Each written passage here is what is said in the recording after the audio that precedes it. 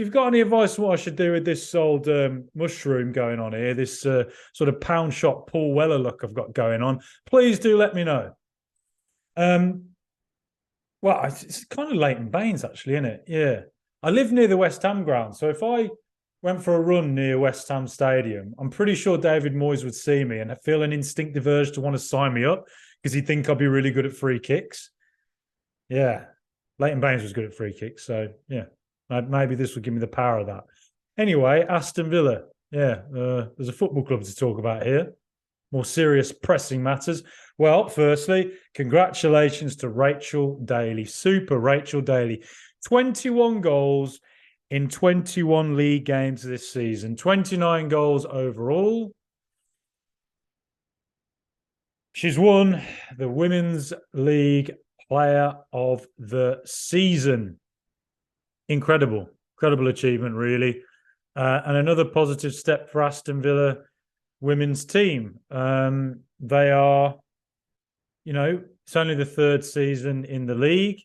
Started off, 10th in the first season, 9th in the next. This season they came 5th, and a big part of that was the form of Rachel Daly. Fantastic stuff, really. What a year for her. She won the Euros with England, and she was playing as a fullback. She's traditionally played as a fullback. So to now be playing as a forward, scoring that many goals for Villa. She recently scored 2 goals for England against Italy to win that game 2-1. So you'd think that, she might play as a forward for England or in the upcoming Women's World Cup. England with every chance of winning that, you would hope. For those who are viewing this from England, I know we have an international audience, but yeah. So I think it's massively well deserved. It's an incredible testament to how intelligent Rachel Daly is. That you can spend so much of your career as a fullback, and then at the age of 30, 31, then take on a whole different role. Play as a forward, which I think, to be honest, being a striker is the toughest position on a football pitch. I'll always believe that. And so just smash it out of the park like that is incredible. And I think it's also testament to the coaching of Carla Ward as well, who has really brought Villa alive, particularly since the start of this calendar year. FA Cup semi-final, up to 5th in the Premier League. You think about it, 3 seasons now for the women's team, and it's just a growing process, really, because you're competing against teams that ultimately have a far longer tradition and heritage and experience. And so for Villa to be where they are now, it really sets the scene, I think, for them to build on that for later seasons. And hopefully Rachel Daly will be a big part of that process. So massive congratulations to Rachel Daly. Isn't it fantastic? Fantastic to see awards coming into Villa. Unai Emery, Professor Unai winning Manager of the Month in April, and now Daly winning Player of the Season in the Women's League. Don't we love it? We love it. We love to see success at Aston Villa. Now, this Sunday, the big game. Brighton and Hove Albion, they're paying a visit to Villa Park. Well, we actually have a very good record against Brighton in the Premier League. Really? Pretty good.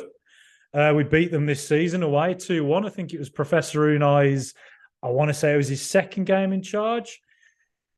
In that game, I remember Boubacar Kamara being absolutely fantastic, sitting deep, retaining possession, starting the move that I think led to the penalty, the foul that was a penalty on John McGinn. And he did that from deep. I don't know how I remember that. But yeah, he kept possession deep in a half, won it, played it on, good pass. I think it eventually went to Buendia, through ball to a charging John McGinn, which then led to a penalty. And then, of course, you had the 2 goals in that game where Alexis McAllister came in and robbed it off Douglas Luiz early in the game when we were trying to play it out from the back. Poor pass from Emi Martinez, I think, that put Douglas Luiz under pressure.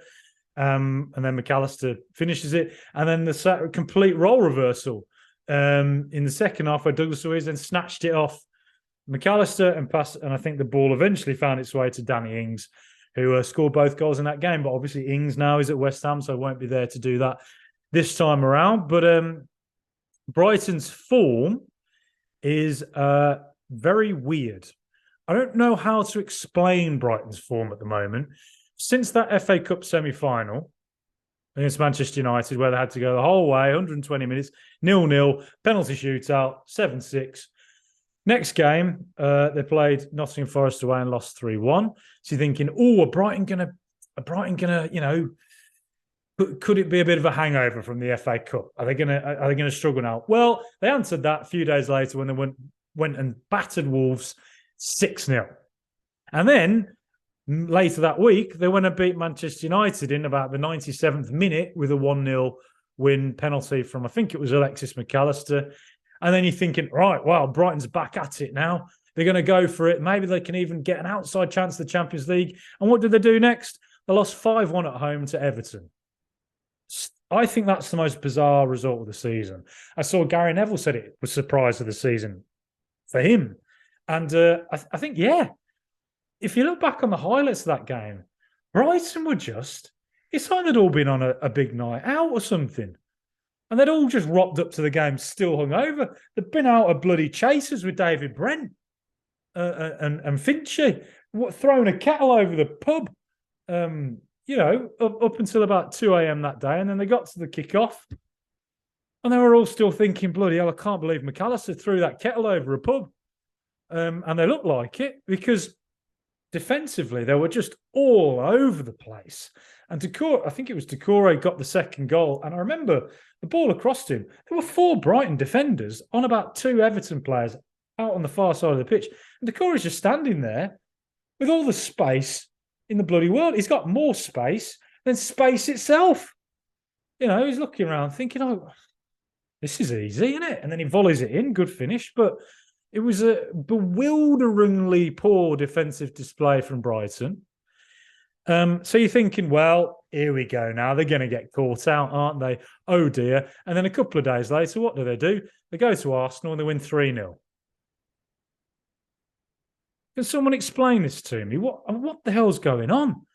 So you think, oh, well, all right, bloody, maybe that Everton thing was just a one-off. They're all hungover from the night out with Finchy and Brent.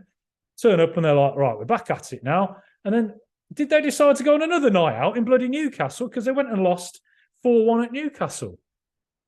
And then they beat Southampton 3-1. And then they get a great draw against Manchester City, who, in fairness, have just won the Premier League and probably aren't as at it as they'd want to be.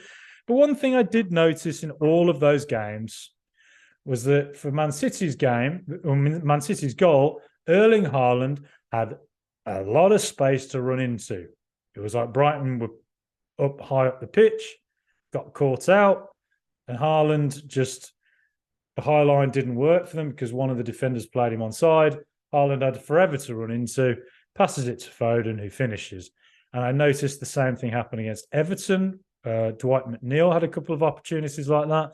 And I noticed something similar happened against Newcastle when Callum Wilson got the ball. I think it was Almiron took it on deep, beat his man, ran, and then passed it on to Wilson, who again beat a high line, ages to run into and finishes it. So that would suggest there is a vulnerability, I guess. If Brighton lose it high up the pitch and you can turn it quickly in transition, maybe they can be caught out defensively like that. But I think what you expect from Brighton is that they are, they're 4-2-3-1. De Zerbi is playing an amazing style, really. They're fully deserving of a place in Europe next season. 6th in the Premier League now. They can't finish higher or lower.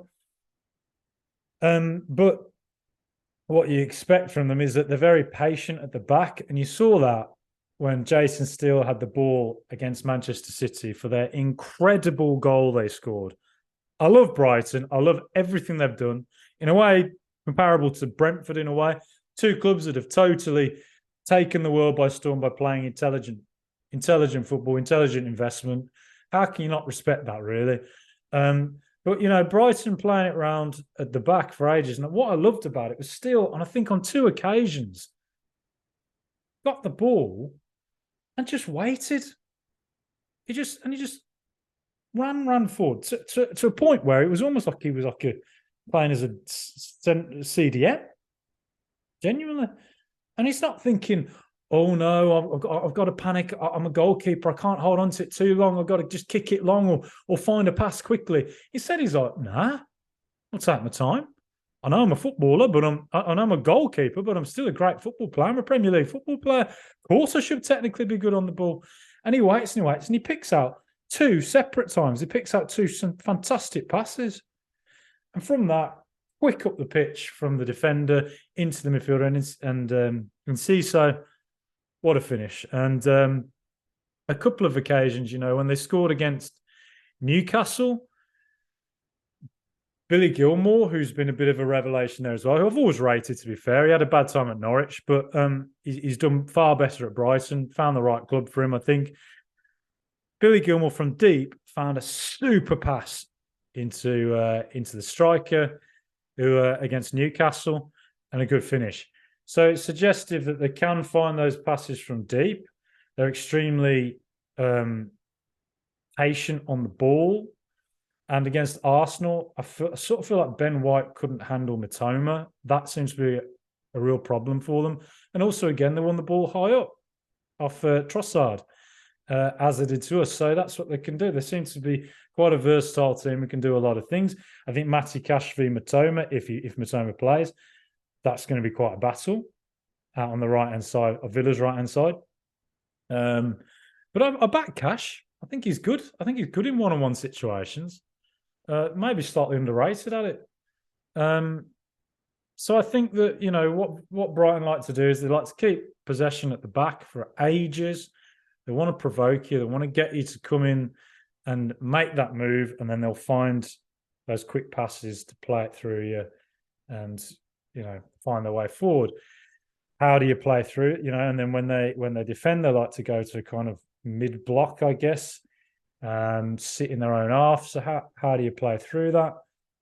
Be interesting to see. I think what you saw I think a player like Buendia could be effective in that, find the tight spaces, get the ball turn, and Villa themselves just have to be patient. If Brighton are going to sit off, just be patient. And we are patient. So I think find those balls into Buendia, I think, will likely play off Ollie Watkins. I think McGinn may go back out right. And I think that Buendia could be a key game for him. He played well against Brighton away last time. If he can find those pockets of space and create those opportunities, if Brighton do get caught high up again, and Watkins finds an opportunity like Wilson found, like Haaland found against them, those one-on-one chances, he's got to take them, really. So we'll see. Difficult to know how Brighton will line up, because they've taken a couple of days off, so they're back out again with Finchy and Brent, I suppose. Maybe, hopefully, they'll turn up and be like they were against Everton. Please God. But it's difficult to say how they'll line up. Will McAllister play? Considering will a few of their players go full pelt for it? Considering that they are where they are in the league, there's not a lot more to play for them to play for, other than professional pride and wanting to finish with as many points as they can. But, McAllister linked away with a move, isn't he, this summer? Big £70 million move, I think it is, to Liverpool he's been linked with. So would you risk an injury there? Not calling into question professionalism or anything, but it's got to be on the mind a bit, slightly. But I would say Brighton are going to, I think they'll be up for it. I'm glad that it's not a scenario in which we're both competing for the Europa League. I also think that, against Newcastle, there's all that noise at St James's Park. I said it last week. My Uncle John Dean told me the crowd will get you a goal. So Villa Park this Sunday, Villa, I hope, are going to be super, super loud. And I think Villa Park will be. I think it will be, loud noise. Everybody's up for it. We can sense there's an opportunity here to get into the Conference League, to get back into Europe for the first time in 13 years. Go and play the nightmare again of Rapid Vienna. 2 games I was at. I went to both games. Still not over it. So hopefully we can get them again and maybe put that right sometime. But yeah, huge opportunity really. I don't back Leeds against Spurs now. I sort of did. I thought Leeds might turn up and do the business just because Ellen Road will be up for it. Tottenham have not been good. I don't know if they even care about playing the Conference League. But I just watched Leeds against West Ham and was bereft at how bad they were. So I wouldn't back Leeds to do anything against Tottenham. I'm not saying they won't, but and then Brentford City again. Haaland wants as many goals as he can get this season, so I think he'll probably play. Even though the temptation will be to rest him. But Brentford at home, very tough team to play. I think it's at home, isn't it, Brentford? But City, a tough game, a tough team to play against, no matter what standard, even if they put the B team out. They got Calvin Phillips there, who's been sat on the bench drinking pina coladas all season, having a right old time of it. But, players like that coming in off the bench, Phil Foden, who's barely played recently, they're an unbelievable side. So I think Brentford and Spurs can get results. So Villa have to get the job done, really. And they've done it before against Brighton. And can they do it again? I think so. Yeah. So let's back it. Let's get the atmosphere high up. And if Villa do it, please no pitch invasions. Please. Just too small time that for me. If we win the Premier League, win major trophies, all right, I get it. But nah, not yet. Not yet. Let's keep it cool. Professor Unai is a man who I think all will have watched Brighton over and over and over again. He'll study them and he'll figure out a way to do it. What do you think? Like and subscribe, please, if you like what I do. I don't have all the answers, obviously. All I can say is what my own observations are. If you have other ideas, just comment below. If there's something I missed, or if there's something you think I'm wrong about or right about, or something you think about Brighton or Villa, just let me know. Comment below. I love interacting with everybody. It's fantastic looking at all the comments. I feel like I'm making friends down there at the moment. But unfortunately, there is some tricky news today where it looks like Alex Moreno. I saw this first reported in the Express and Star that Alex Moreno could be out until the start of next season. Hamstring injury picked up against Liverpool. Oh dear. That is frustrating because Villa's left-hand side, it's where the party's at, isn't it? Villa's left-hand side, it's been like, a gardener. Professor Unai's been a gardener, I don't know, Alan Titchmarsh. He's way cooler than that. He's been planting the seeds, right? And he's been watering it, and it all just came to life in recent months. Newcastle, Aston Villa's left-hand side, ripped them apart, ripped the Magpies apart. And it's just where it's all going on. The left-hand side, Moreno linking up with Douglas Luiz, Jacob Ramsey, Ollie Watkins coming deep, Tyrone Mings driving forward. And Alex Moreno has been a major part of why the left-hand side of Villa is doing so well. Personally speaking, I think that's a real shame that we're losing him, particularly against Brighton as well. But that's not to say that Luca Dean can't do the business himself. I don't think he's as good in attack as Moreno, though he does have a good delivery. And you saw against Newcastle that 2 aerial deliveries were what led to Newcastle's first goals against Brighton. So who's to say that couldn't potentially happen for Villa? Though Newcastle do have some very tall players. I think it was Dan Burn scored for them against Brighton, and we don't really have players of that size. So, Moreno's injury, Villa are hoping, according to the Express Star, Matt Mayer, I saw first try about this. They're hoping he might be back for pre-season just before the Premier League season starts, but could be out, almost certainly to be out for the start of pre-season, maybe the US tour. So that's a real shame. Could that mean Kyle Walker-Peters coming in, maybe? Southampton, fullback, quite versatile, can play on either side, I think. I quite like him. Wouldn't have thought it'd be extortionate to pay for. And just comes in as cover. I like Kane Kessler-Hayden on the right, though he hasn't really done much on loan this season, unfortunately, though he had a great loan last season, and I know Villa rate him very highly. Moreno being injured is a shame. But look, we look ahead to Aston Villa on Sunday. Let's get the noise going. Bring the noise. Let's get it pumping. Tough game, of course, because Brighton are so good at football, but we've done them before. And I believe when the pressure's on, Professor Unai's side perform, don't they? What do you think the score will be? Let me know. Would you bet against Aston Villa? As the great Ron Saunders once said, would you bet against us? I wouldn't. Would you? Up the Villa.